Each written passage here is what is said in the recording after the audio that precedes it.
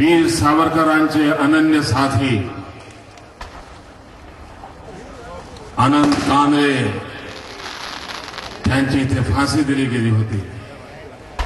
हा धरतीने मी नमन करतो. हा महापुरुषांना मी श्रद्धांजलि देतो.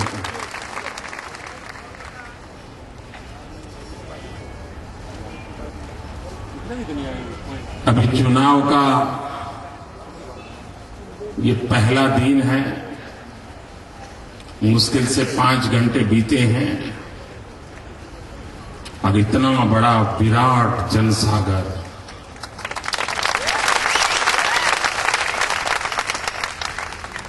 और मैं ठाणे में सार्वजनिक सभा में आज पहली बार आया. उसके बावजूद भी ये विराट जनसागर इसके दर्शन करा रहा.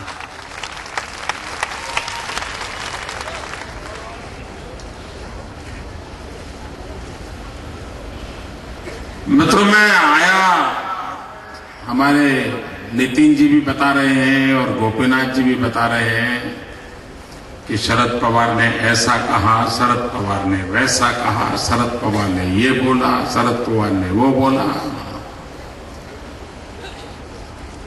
क्या शरद पवार मुझे याद किए बिना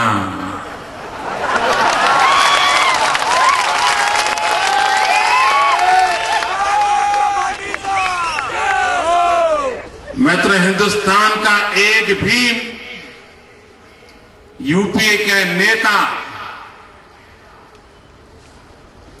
दिन में एक बार मेरा नाम स्मरण नहीं करेगा.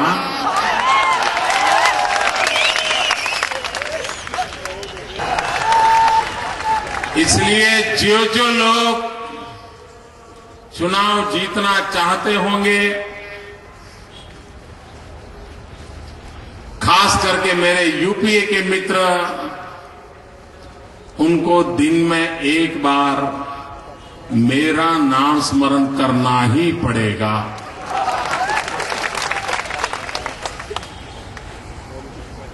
और इसलिए नासिक की पवित्र धरती पर, जहां पर लोग प्रभु राम जी को याद करने जाते हैं, उस धरती पर कल श्रीमान शरद पवार जी को मेरी याद आई. मैं उनका बहुत आभारी हूं. उन्होंने मुझे बहुत बड़ा सम्मान दिया है और इतने बड़े वरिष्ठ नेता, देश के वरिष्ठ मंत्री, पिछले 15 साल से प्रधानमंत्री बनने की ख्वाहिश से पीछ पर खड़े हैं. कभी एलबीडब्ल्यू हो जाते हैं,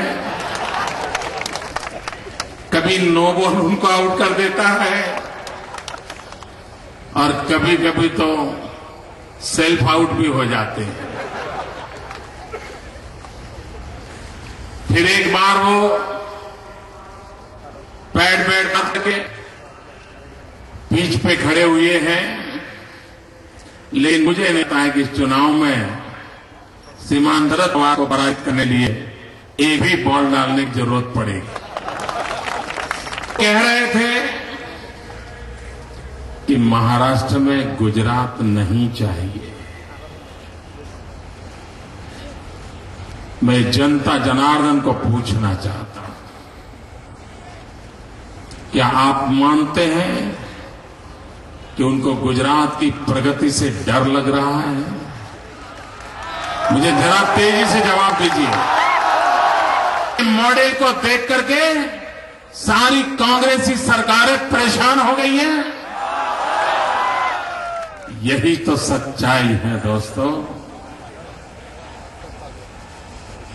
वो डर रहे हैं, कांप रहे हैं. कहीं महाराष्ट्र की जनता को पता चल जाएगा कि गुजरात के अंदर गांव में भी 24 घंटे बिजली मिलती है, तो महाराष्ट्र में कांग्रेस एनसीपी का क्या होगा. और इसलिए वो कहते हैं कि महाराष्ट्र में हम गुजरात को नहीं आने देंगे. श्रीमान शरद पवार कह रहे हैं आपको महात्मा गांधी का गुजरात चाहिए कि मोदी का गुजरात चाहिए। श्रीमान शरद राव, मोदी को एक छोटा बच्चा है, बच्चा। महात्मा गांधी बहुत बड़े विराट पुरुष थे। महात्मा गांधी युग पुरुष थे। ऐसे महापुरुषों के साथ मेरे जैसे व्यक्ति की तुलना करके आप महात्मा गांधी का अपमान कर रहे हैं। जिस मिट्टी पे महात्मा गांधी का जन्म हुआ था, सरदार पटेल का जन्म हुआ था, ऐसी धरती से आए और इसका हमें गर्व है। और अगर हम काम भी करते हैं तो महात्मा गांधी के उन सपनों को पूरा करने की कोशिश कर रहे हैं। श्रीमान शरद राव, महात्मा गांधी का सपना था ग्राम राज्य था। महात्मा गांधी चाहते थे हिंदुस्तान गांवों का देश है। ग्राम राज्य से राम राज्य तक की यात्रा का सपना उनका अधूरा रह गया। क्या कभी आप कृषि मंत्री हैं, क्या आपने कभी सोचा हिंदुस्तान का किसान जब तक सुखी नहीं होगा, हिंदुस्तान का गांव सुखी नहीं हो सकता है। और गांव को समृद्ध करने के लिए महात्मा गांधी के पद चिन्हों पर चलना पड़ेगा। क्या कभी शरद राव आपको याद आया? भूल गए। इनके लिए महात्मा गांधी कुर्सी तक जाने का एक रास्ता मात्र है और कुछ नहीं है दोस्तों।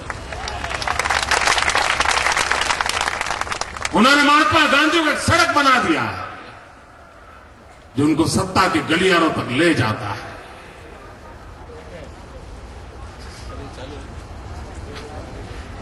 और शरद राव, इस आयु में अब आप गुजरात नहीं बना सकते। शरद राव, अगर महाराष्ट्र को गुजरात नहीं घुसने देना है आपको, लेकिन शरद राव मालूम है आपको, अगर गुजरात बनाना है ना, 46 इंच का सीना लगता है।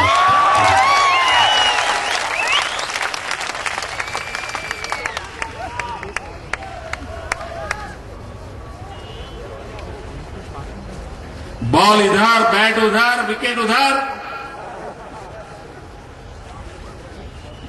ये लोग न विकास कर सकते हैं, न विकास के सपने देख सकते हैं। मैं चाहता हूं देश में इस चुनाव में डिबेट हो, व्यापक रूप से इस देश में चर्चा हो इस चुनाव में। क्या देश को वोट बैंक की राजनीति को स्वीकार करना है या देश को विकास की राजनीति को स्वीकार करना है? हर सभा में जाके किसी को भी पूछ लीजिए, आम आदमी को पूछ लीजिए,